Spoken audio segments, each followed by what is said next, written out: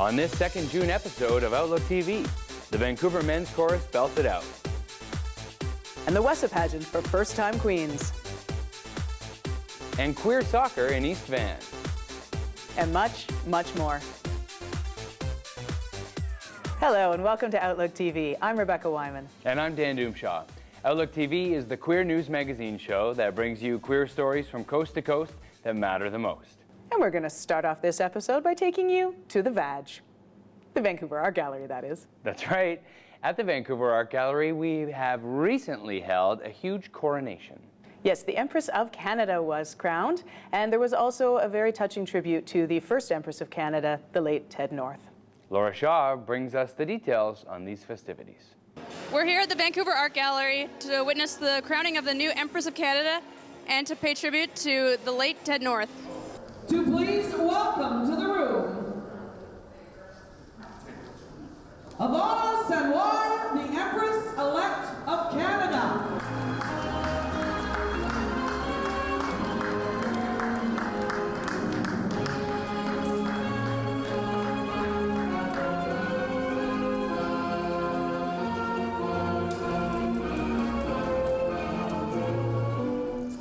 Please rise and acknowledge Her Most Imperial and Sovereign Majesty, the Empress of Canada,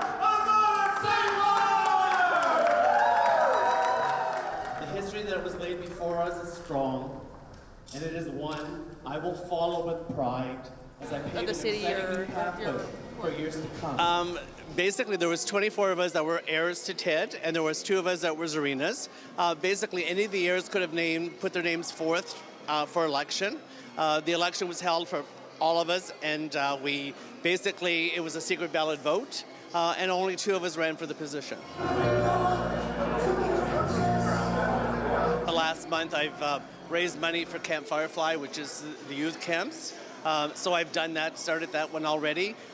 Once a month now, under the foundation's guidance, I'm doing a bingo in my home city. So what we've done is that all those that come get to select 3 charities of their choice because they're actually contributing to it. And so we're going through that list. So far we've done Camp Firefly, we've done a dog rescue, we've given them $500. So we're going back to the community, say, where do you want this money to go?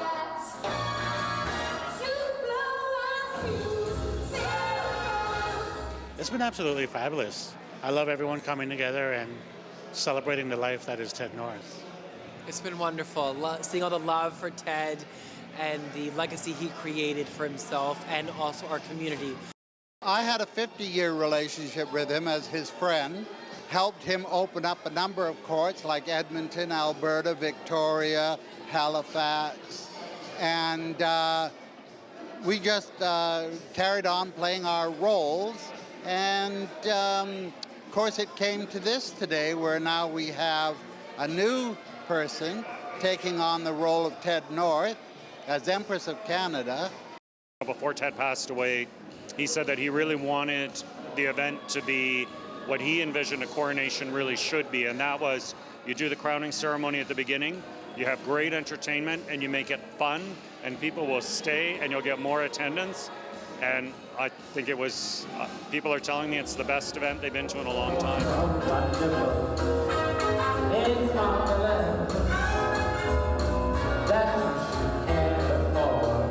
You know, he created something really magical when he co-founded the international court system and founded the Courts of Canada. And a lot of people, their lives have been really dramatically changed by it. And I think that it's such a positive inspiration, and if we can continue that legacy, then, let's do it. Ted's legacy lives in all of us. It's in your life, it's in everybody's life in this room, because, without him and without pioneers like him, we would never have, we would never have the freedoms that we do today. We will not give you a drumstick. You have to make the drum come alive. For Outlook TV in Vancouver, this is Laura Shaw. Together and take it, please. You'd be great. So Dan, I'm a lesbian. I live in East Van. I'm a cliche. Oh. I know, but you know what? There are so many queer events in East Van and queer people that I'm not a cliche. I'm not. Well, let's go deeper. I mean, what are these events that are happening for queers in East Van? Well, there's Eastside Pride. That happens every year. Okay. We have a queer soccer league. You do? Yes. Wow. I want to hear more about this queer soccer league. Well, it's non-competitive. It's a safe environment for everybody to play. Oh, and soccer players, hot. I have a hankering for a sports story right now. This is the perfect content. Let's send a reporter. Ooh, how about Logan? Logan will be perfect. Hey, we're here at McSpadden Park, Vancouver, BC, to take a look at queer soccer. So I moved to Vancouver because I wanted to join some queer sports teams. I just thought it would be more fun, and I lived in a lot of ski towns and smaller places where there wasn't much, queer involvement like sports or anything else. So I thought it would just be a good idea to move to the city and meet some people and get into the community. I really encourage a lot of people to come watch because it's just a fun place to just, have a good time and chill out and watch a game. And this weekend was the Maple League tournament, and there was tons and tons of fans there. So it'd be nice to get more people out here as well.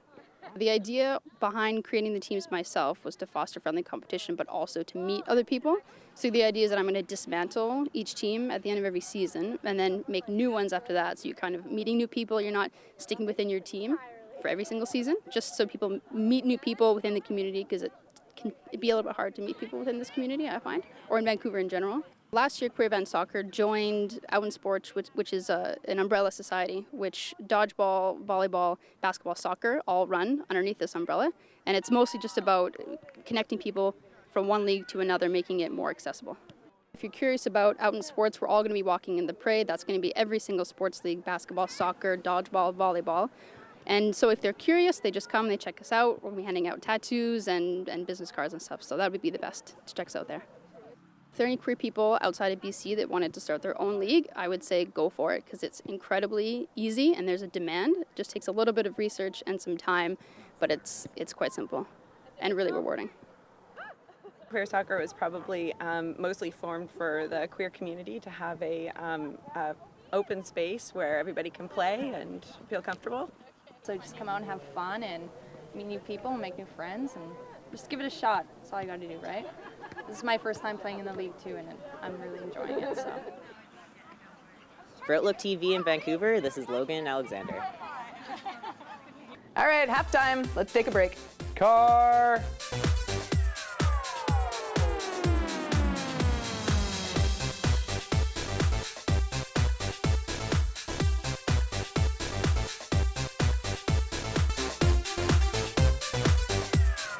Game on! Welcome back. You're watching Outlook TV. Our next story is a real blockbuster. Blockbuster? Well, I mean blockbuster in terms of poster. Poster that's a blockbuster. Is it fabulous? It is fabulous. It's the HIM Vancouver is Fabulous campaign. And it's a poster that features images of Vancouver being fabulous and gay, telling people that homophobia won't be tolerated. And it's been going for 4 years now. My friends were on it. It's so cool. Let's take a look. Hi, I'm Christopher Wee. I'm here today at HIM, Health Initiative for Men. I'll be speaking with Rain Robert, who is the Executive Director for HIM. And we're going to talk about this fabulous campaign. Tell me about Vancouver Fabulous. Well, this campaign started back when the Olympics were coming to Vancouver, and one of the things we wanted to do was to make sure that guys felt that they were safe on the streets, and also that people knew about Vancouver as being a place where gay rights were recognized, and that where, in fact, there were a lot of gay people that lived in happiness here. How do you think the response was when the campaign first came out? Well, it was really amazing. What happened was that it got picked up internationally, so that was very interesting for us to find that, you know, a simple campaign that we'd started on a shoestring budget was given so much attention, and actually a lot of the guys in the city itself really recognized it, and they continue to recognize it. It's kind of a trademark of the Health Initiative for Men as well.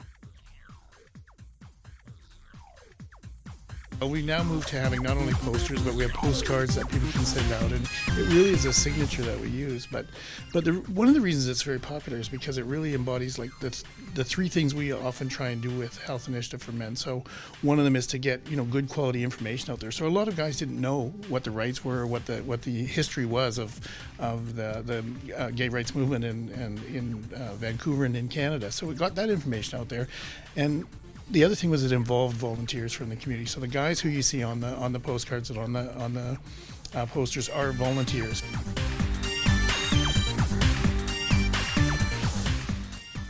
What was the idea behind the postcards? We wanted something that was kind of discreet for guys to pick up that, so we have a lot of stuff that's very, sort of sexy and graphic, and our condom packages are like that. And so some guys like those, and then some guys like something that's a little more discreet and subtle. And we also want to have something that covered the different areas that we work in. So, we now have Fabulous BC, and we also have, we're just moving out into the Fraser Valley. So we're looking at producing New Westminster Fabulous and Surrey Fabulous cards as well. Thank you so much. I look forward to the campaigns coming out for Vancouver Fabulous and hopefully other cities as well. Sure, keep an eye out for it. Thank you, Wayne. Thank you. And up next, we have our community producer, Fred Camperman. That's right. Fred is going to talk about a win on all sides, Kathleen Wynne's recent majority government in Ontario. Congratulations to Kathleen Wynne on her landslide victory, the first out lesbian that's ever been elected in Canada. It was great during the Ontario election that no parties used her sexual orientation as a political pawn. It was literally a non-issue. When I was young, I always used to vote for all the queers or queer-friendly or women or any other minority on the ballot box as part of affirmative action. If you are blind, dyslexic, single, lesbian of color, you got my vote. In fact, it used to be in Vancouver that if you weren't queer or queer-friendly, you would never get elected. So, Ontario's election day was the day that the LGBTQI community had always hoped for. A day where a politician would be judged on their track record and their ability and not their sexual orientation as a reason to vote for them or against them. Being queer is now a non-issue.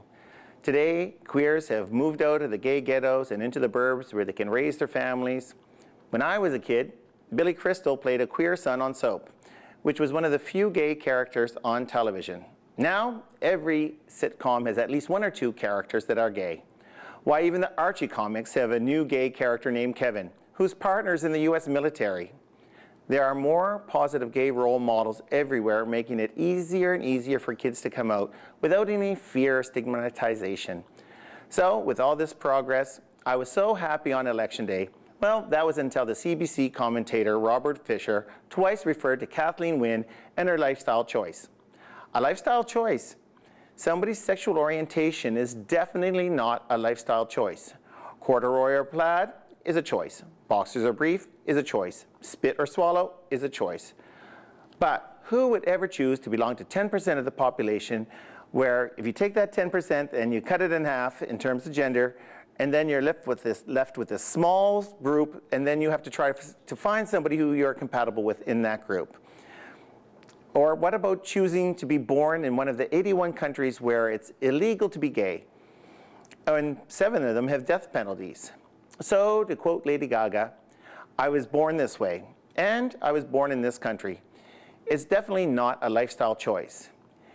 I can only hope that Robert Fisher is just not up to date with his antiquated terminology to describe the queer community. The LGBTQI community has reclaimed the words queer and gay. But lifestyle choice, that is one we don't want to reclaim because it has nothing to do with us. And up next, we have Skylar Baer with a sort of sporty segment. Yeah, it's sporty-ish. It's about athletes dressing up in drag for the first time. It's Wessa's annual event held at Celebrities where the buff guys dress up like queens. It's a packed house and some moderately pretty girls. Welcome to the 2014 Wessa pageant. Normally these glamazons are out in the field getting a little dirty playing pitcher and catcher in their t-shirts and shorts. However, tonight they are glammed up to compete for the Miss Wessa 2014 title in this extravagant pageant tonight at Celebrities Nightclub. The show is just about to begin, and I think she's ready to go. Oh, absolutely. I've been preparing and teasing. God, this doesn't happen overnight. The teasing is paying off. You look great. Oh, yeah. Well, there is a wig change and a costume change. Several costume changes, so. How long have you been wearing this sash for? Well, this sash has a lot of blood, sweat, and tears in it. So I'm going on as the girl on fire. Oh, are you? Yes, I am. Wow. A little Hunger Games theme. Well, I look forward to seeing you on fire on stage. Well, I hope it doesn't come to that. Anything you want to say to all the other contestants? Well, one thing that I do have to say is you better bring it, because I have brought it. Ooh. Famous last words. So it's the battle of the blonde bombshells right now. Although I think I've been upstage a little bit. Are you excited about the pageant? I'm so excited to see the new talent this year. We have some really good competitors, so it's going to be a really exciting show. Do you usually play in your blonde wig and your sparkly bra? I don't know what you're talking about. I don't either. I was just asking. How long did it take you to get ready tonight? Well, I've been getting lots of people ready tonight, so it took about all day. Okay. Yeah, it's this morning. So you're the one who makes everyone look beautiful. That's my job. That's what I do. Well, I beat faces for a living, so that's, yeah. And who doesn't like their face being beaten, right? Exactly. Yes. Well, looking around the room, I think you're doing a fantastic job at making everyone look beautiful and beating their faces. Oh, thank you. Anything you want to say to all the contestants? Good luck, and you better bring it, bitch. We got a little mermaid realness going on with Miss Sotheby's Realness. Sotheby's Realness from Britain, don't you know? I love your accent. It's so charming. Well, I never knew I was such a good actor. I'm actually from New Jersey. I'm from Compton. I'm sorry. So you must be excited about tonight. Yeah, I'm excited for tonight because I know that there's going to be drinks flowing, but excited also because it's the Miss Wessa pageant. And it looks like you've already won by the sash. Maybe yes, no? No, look, the sash is nice, but I'd rather have the crown. Yeah. So hurry up and give it to me.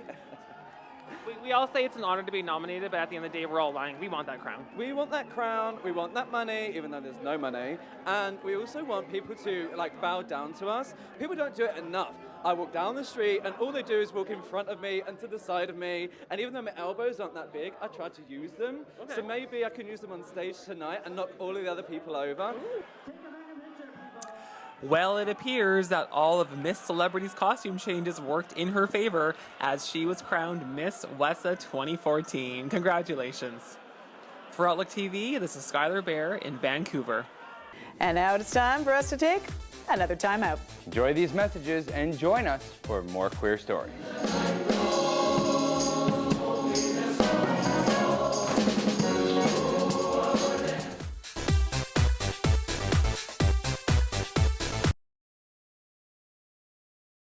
Welcome back. You're watching Outlook TV. Our next story brings us back to the East Coast in Toronto, where a group is getting together to find a mutually enjoyable pastime. The House of Monroe is a place for people who live in the Jane Finch corridor and surrounding areas to express themselves through dance. So we sent Gorgeous to find out who lives in the House of Monroe. For Outlook Television, we're here in Toronto with Mother TKO and some of the family of the House of Monroe. Mother. Hello. Nice to meet you. Thank you for having us over. No problem. Introduce some of the family members here, or each of you introduce yourselves. I'm Rogue. Monroe. I'm Venus Monroe. Slim Thick Monroe. Chosen Monroe. I'm Father Marco Monroe. And I'm Mother TKO Monroe. I'm some small town Alberta. I don't know Vogue. I don't know ballroom scene. I don't know what you're talking about. The ballroom scene is an underground culture that became popular in New York City.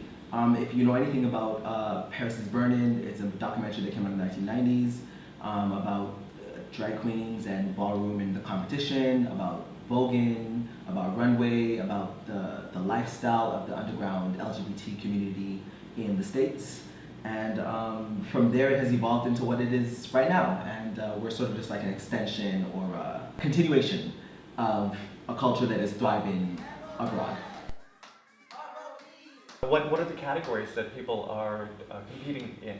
So at the next House of Monroe Ball, or mini ball, we have 5 categories. We have realness, runway, best dressed, face, and performance. Tell us about face. What's face? Okay, there's 5 elements to face.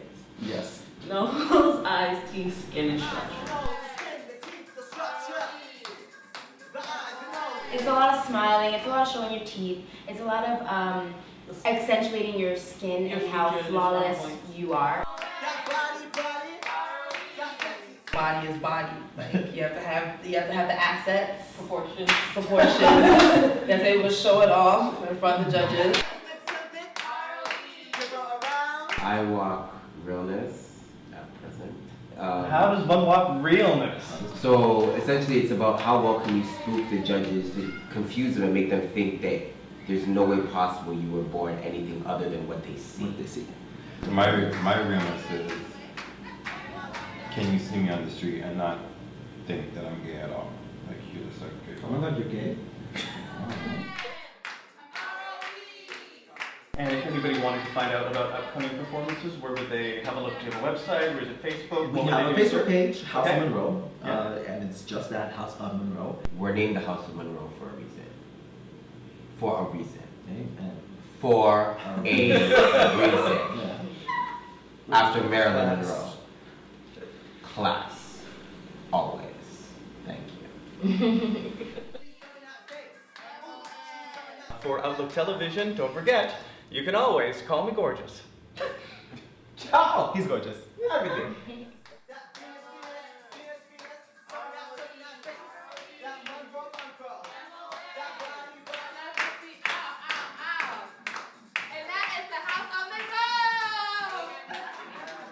Always a good time. Our next story is about the Vancouver Men's Chorus. Hallelujah. Hallelujah. Hallelujah. Hallelujah. The Vancouver Men's Chorus is one of LGBT Vancouver's most respected and beloved organizations. Tonight we're going to have the chance to go behind the scenes backstage as they're preparing for their #1 hit series. Let's go check it out.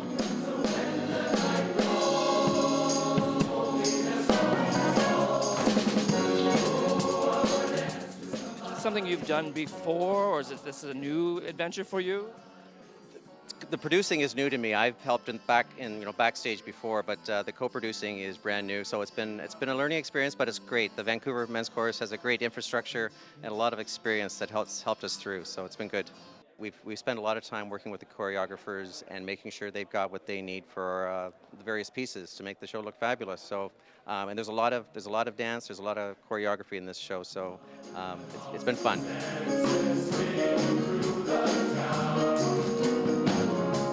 What is your role and what is your responsibility, for example? Well, it's just about everything, but mainly it's just sort of keeping the organization running. We have a very, very efficient board of directors. We have 8 guys in the chorus who work very hard in various portfolios. And I chair meetings. I try to be involved in all aspects of the chorus and get to know the guys on a personal level and professional level. I also do a lot of work with fundraising and getting to know the community, donors, and stuff like that.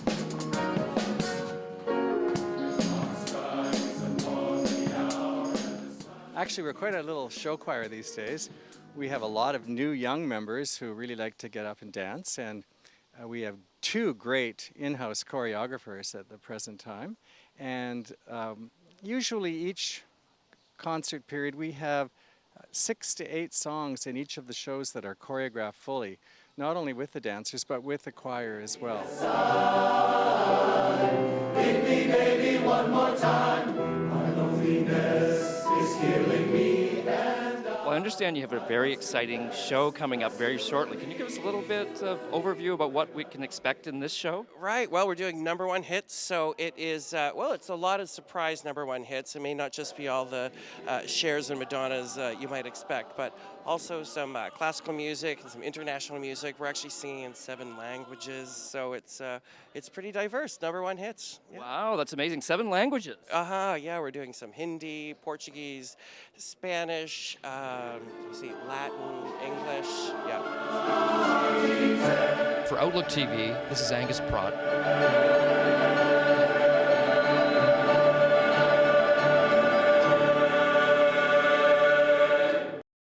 Unfortunately, that is all the time we have for this, the 2nd June episode. But fortunately, we will be back in July with some exciting coverage, including World Pride. We are going to Toronto. What was it? Woo! And we are very pleased to be bringing you all the stories from World Pride. Make sure you like us on Facebook, follow us on Twitter, and check us out on YouTube. And hey, why don't you come and join us? Be a volunteer. We're always looking for more people to hang out with. For Outlook TV, I'm Dan Doomshaw. And I'm Rebecca Wyman. Stay fabulous, Canada.